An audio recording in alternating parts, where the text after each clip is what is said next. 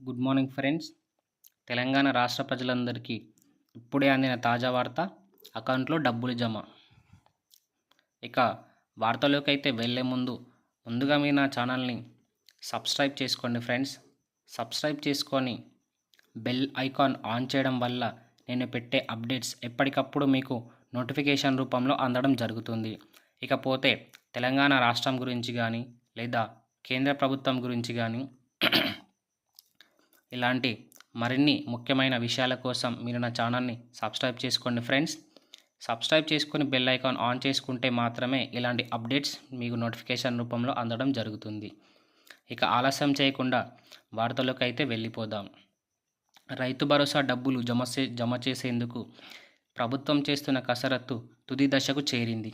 మొత్తం 1,49,00,00,000 కోట్ల ఎకరాలు సాగుకు యోగ్యమైనవిగా ప్రాథమికంగా గుర్తించింది. అలాగే ఎకరాకు 6,000 చొప్పున పెట్టుబడి సాయం ఈ నెల 26 నుంచి రైతుల ఖాతాలో జమ చేయనుంది.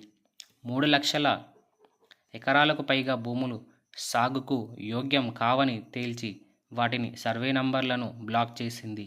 మొత్తంగా రైతు భరోసా కింద 8,900 కోట్లు అవసరం అవుతాయని అధికారుల అంచనా.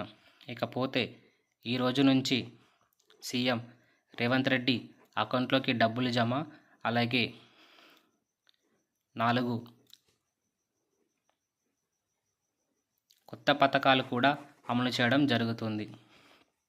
ఇలాంటి మరిన్ని ఇంట్రెస్టింగ్ అలాగే ముఖ్యమైన వార్తల కోసం మీరు నా ఛానల్ని వెంటనే సబ్స్క్రైబ్ చేసుకోండి ఫ్రెండ్స్. అలాగే ఈ న్యూస్ని మీ ఫ్రెండ్స్కి కానీ బంధుమిత్రులకి కానీ అందరికీ కూడా షేర్ చేయడం మంచిది.